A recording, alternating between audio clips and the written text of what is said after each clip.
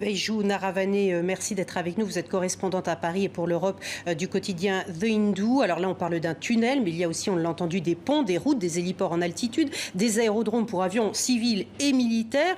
Est-ce face réellement à cette menace chinoise que l'Inde accélère aujourd'hui ses infrastructures dans cette région?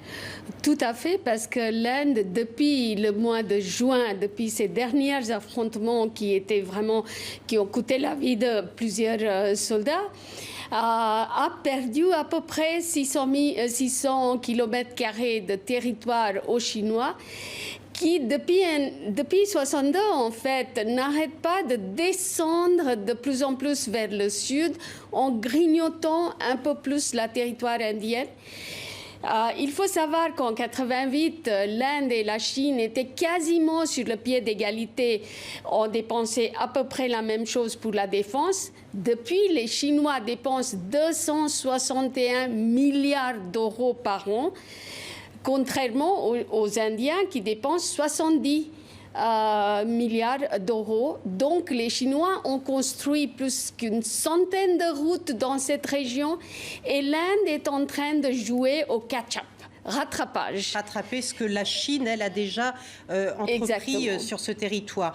Est-ce la raison pour laquelle ce conflit s'intensifie aujourd'hui, alors qu'on l'a dit, depuis 1962, depuis 45 ans, il n'y avait pas eu de conflit armé, ou en tout cas de tirs entre les deux armées? Oui, il y avait eu des tirs en 1975, mais en 1993, effectivement, les deux pays ont signé un accord, un protocole qui dit que l'utilisation des armes à feu est interdite. C'est pour ça que vous avez eu ce combat main à main, parce qu'ils ont utilisé des bâtons avec le barbelé autour, des pierres, les bousculades physiques, mais c'était vraiment la guerre médiévale à 16 000 pieds d'altitude. Toutefois, malgré la menace chinoise, Narendra Modi refuse pour le moment le piège de la confrontation tendu par Pékin. Ça lui a été reproché sur place par l'opposition. Comment tout cela est-il vécu en Inde? Les Indiens sont quand même assez... il y a un soulèvement général contre la Chine, mais les Indiens, les diplomates et le militaire indien, c'est que dans une confrontation, l'Inde ne pourra pas effectivement soit gagner, soit garder le terrain. Donc, il y a un jeu diplomatique profond qui est en train de se passer. Il y a toujours des pourparlers.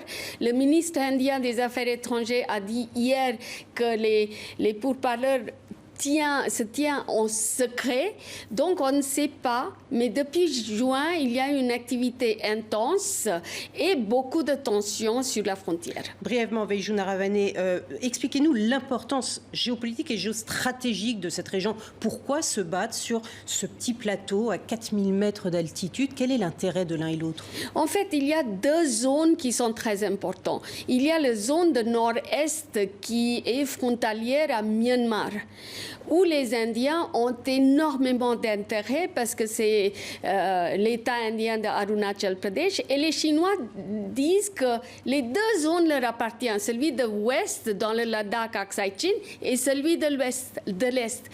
Il y a peut-être une négociation à faire où l'Inde céderait ce plateau aride si haut perché contre une reconnaissance de la frontière à l'est. Merci beaucoup, Veiju Naravane.